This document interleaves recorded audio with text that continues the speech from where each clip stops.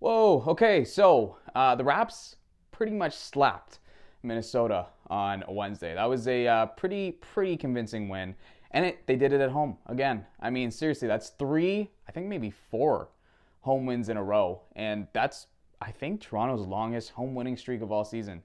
Now, key thing is I said home winning streak, not winning streak, because they're so dominant on the road, but that's where they're actually going to be again tonight when they take on the Orlando Magic. Let's get to it. As we just talked about, Raps T-Wolves wasn't a problem for Toronto. They picked up the W, 125-102.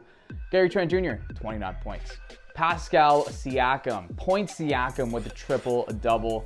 Is there anything that guy can't do? I mean, come on. And why was anybody talking about trading him after the Raptors drafted Scottie Barnes? Really, why was that even a question?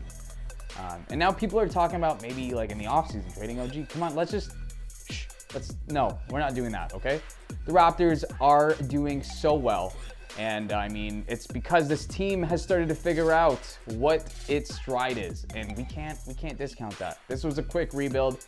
Looks like the future is very promising, but before we get to the future, we got to take a look at the call review.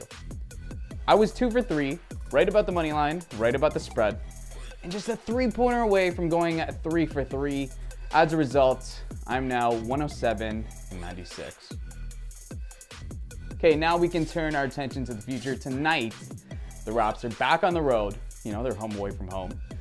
Really, any arena outside Scotiabank Arena is their home away from home because they're such a dominant road team, as we talked about. But anyway, they're taking on the Orlando Magic tonight. They're not even in playoff contention. They've already been eliminated. So I expect this one to be pretty easy for the Raps.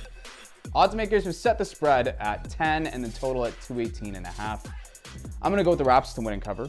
The Raps have won 4 straight and 9 of their last 10 against Orlando. The total has gone over 218 in Toronto's last 4 and in 3 of Orlando's last 4. So I'll go over 218 as well. In terms of what the Raps can do on defense, box out. Orlando, they're not playing for much these days, but over the last 3 games, they're 3rd in the league with 48 rebounds per game. In terms of what the Raps can do on offense, keep firing. Over their last 3 games, Toronto is averaging around 124 points per game, and that's 3rd best in the league. Well, it might be 2nd best. Anyway, it's one of the best marks in the league. Now that's it for me, but make sure you check out the game day preview. It's already been posted on the website. On top of that, the wrap-up will go live right after the game. The quick react will be available. Nothing but positives will also be available. And then the game day recap will be posted tomorrow morning. All that great content can be found on raptorsrepublic.com. Now, before you go, make sure you hit subscribe down below. Subscribe to our Raptors Republic YouTube channel. We have great content every day from the entire team. Every week. I mean, really, just like I said last time, great time to be a Raptors fan, great time to be participating in Raptors-related discussions.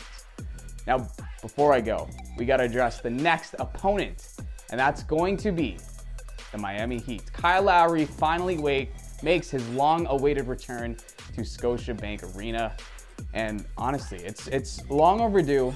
The growth is finally coming back. The game will probably be delayed for a little bit because, that's just how these things go.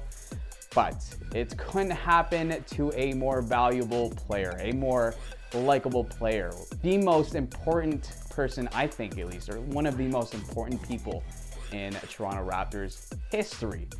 The GOAT, Kyle Lowry. Yeah, that'll be Sunday. So that's when I'll catch you next time. Peace.